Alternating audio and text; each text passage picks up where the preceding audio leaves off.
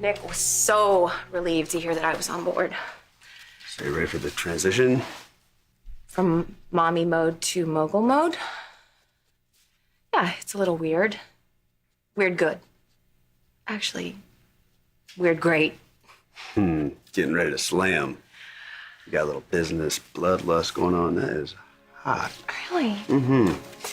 How hot? Always extra hot. Yeah? Yeah, but we can't do anything about that, can we? No, no time. And besides, Hannah's upstairs with Joni. Yeah, I feel a bit like a slacker having a nanny here watching my kid while I have the whole RSTV staff meeting about our next episode, though I probably shouldn't mention that to you for fear of getting hit in the face. Why? I told you I was fine with the Phyllis story. Yeah, well, that's not the story I was worried about. It's the other ones. What else are you planning? Nothing in particular, but, topics like the Victor Sharon wedding video tend to pop up, and I know how you love me covering your family. You know what? In the past, that was true. But this time, I think I want you to make the Newmans front and center.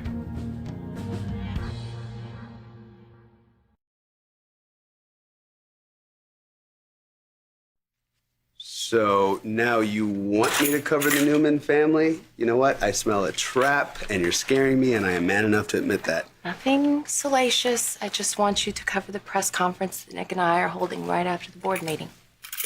Oh, yeah, sure, because gossip fans, they love press conferences. They can't get enough of them. The whole point of the board meeting is to convince members to let Nick and me fill in while Dad's gone. So once we win the vote of confidence, we'll need the press conference to calm the general shareholders. Do you get it? Oh, yeah, I get it. If I cover the press conference, then I cover Victor's butt. Oh, you cover my backside. And there might be some perks in it for you. Okay, then, on that note, then I will send my best reporter to cover the press conference, but I hold all rights to all perks. And surely you will have those perks. I gotta go. Okay, fly away, my little mogul. Hey, you look official. I take it no news on Dad? If I'd heard anything, you'd know. Could he be more stubborn? I'm honestly surprised he hasn't tweeted that he was kidnapped by some big-haired Jersey girl just to teach me a lesson. Well, maybe that's next. Anyway, I was just heading out, so... Oh, right, the board meeting. I won't gloat, but I am so out of that whole mess. Good. Then I won't give you my mean sister face. Bye. Hi. Episode 2. Those juicy deets you have on Phyllis are so gonna boost our ratings and seriously put us on the map. Yeah, juicy deets. Boy, oh boy, have we got them. Oh, yay, Abby. I was worried that you realized that you're not actually a part of the rest of the style staff, so you would stop randomly showing up at locations where you're not really needed. Oh, random? You mean like those shoes with that outfit? Okay, Abby does work for the show, so it's not random, and I can't get into the shoe thing. They work for me. I wouldn't admit that. Well, posers talk about shoes because it's a mildly entertaining distraction, where serious people who actually care about TV talk about research and numbers. So would you like to know what the people think about Bubbles the blonde? You ready to steamroll some board members? I can't wait. Hey, seriously? Thanks again for coming back. Okay, but remember, it's just temporary. Just until the company is secure.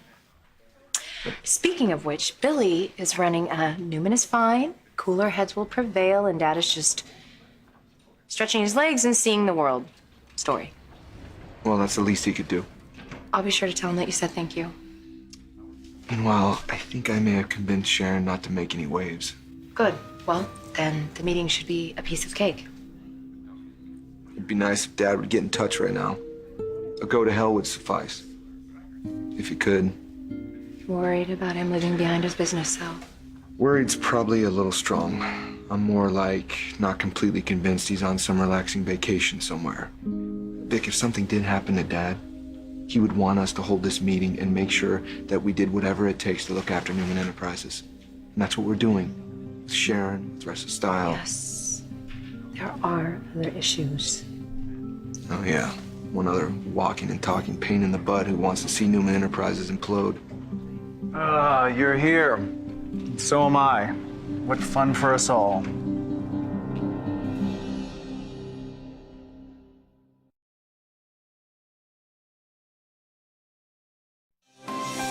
The Young and the Restless will continue.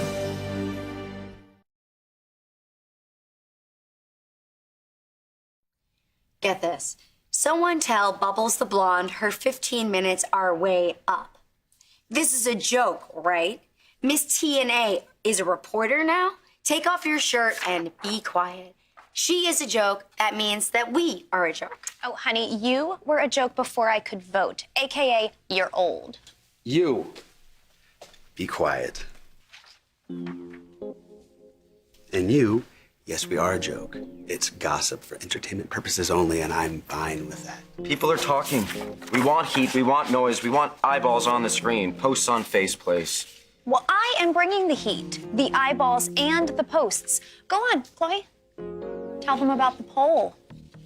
Who's hotter, baby mama drama or Bubbles the blonde? Wait, I'll get to the best part. Bubbles is hotter than drama by a mile. That's because they think that if they keep on saying that, then you will release another sex tape. There was no sex. This seems like a good time to take a look at the taping schedule. How's that rundown shaking out? We'll start by teasing your Phyllis scandal for 2 segments. The Dr. Tim fleeing video will bump in out of all the commercial breaks. Then we hit your scoop.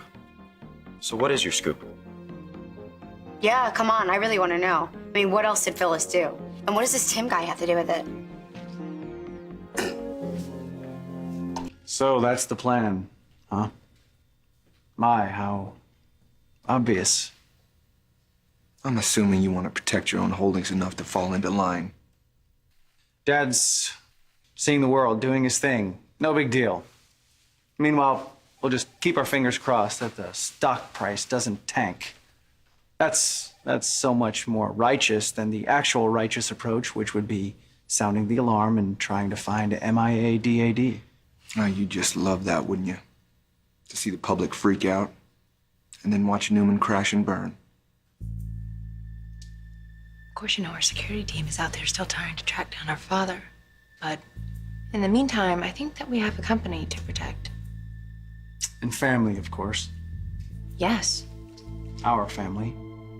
Oh, yes. Our family, which includes my wife, the woman who gave you a child, and with this deep reverence you have for family, you insist on being a total bitch to her.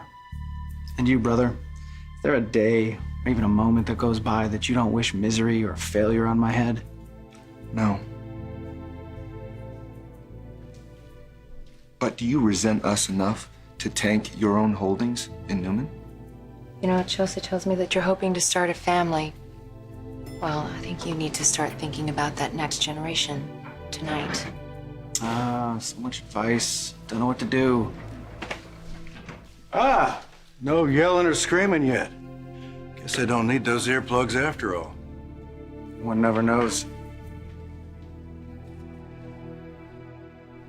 Did you talk to Sharon about backing off?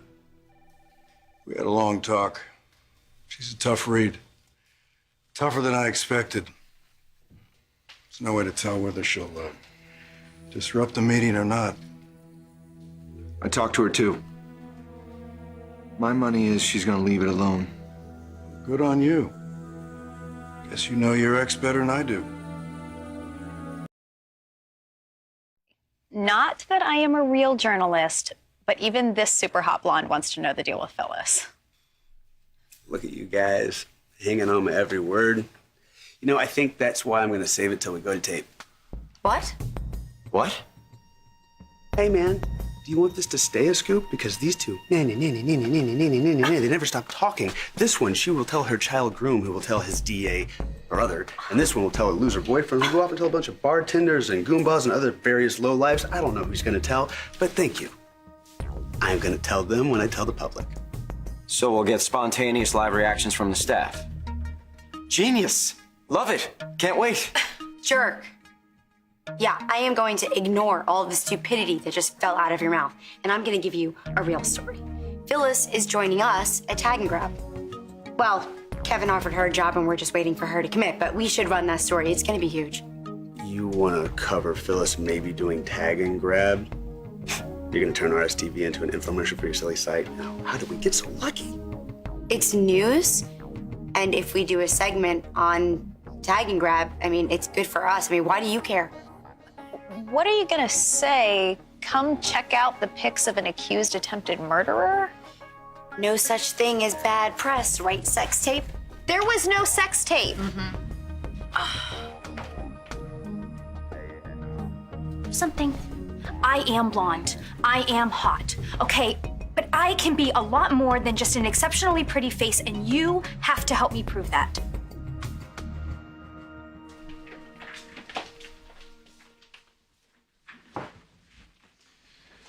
A nice touch. Vicky sitting in Dad's chair. Thank you for all coming on such short notice. You may or may not have heard yet, but my father has taken an unexpected leave of absence.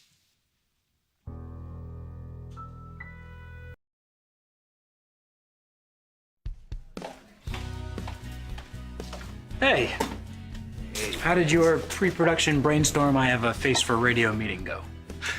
I'm talking about his face. Your face is beautiful, but that is a face for radio. It went great, thanks.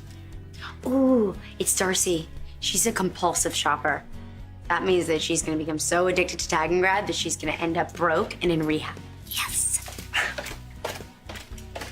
Wow. I need your help. With your face? Just shut up and listen. Phyllis, she's gonna be working with you, right?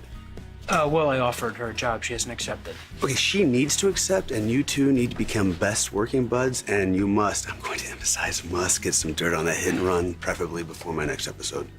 Okay, A, I am sick and tired of being ordered around by jackasses like you today, and B, I thought you already had the dirt. See, I lied. No. Help me. No. I'll let you make fun of my pretty little face. No. I'll give you 10 grand. Exactly what do you need? Phyllis, hit and run details, especially about this old doc of hers is being questioned. She hasn't accepted my offer. She's not even taking my calls. Heavy, you wore a chipmunk mask and robbed banks. This should be easy for you. I'm gonna let you get away with that because of all that face stuff I said, but now we're even. Do not let me look like an ass on national television. My brother and I will stand in for our dad, as we have in the past. We will vote his shares. We'll fill his seat on the board and provide this company with leadership. Right now, the press is assembling in the lobby. They're prepared to tell the world that we are sinking. Or they will tell them that we are solid. Solid as ever. We need to go down there as one unit, as one force. The media and the public need to have confidence in us and in Newman. So it's business as usual. We're hoping we can all count on you to provide one unified front.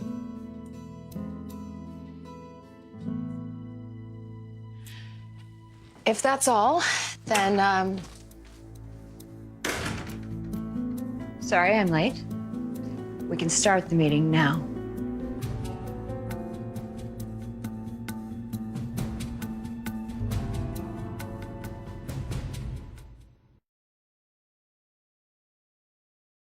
I'm sorry you wasted your time on hypotheticals before I arrived.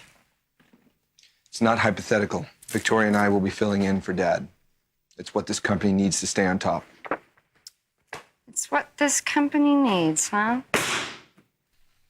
Really?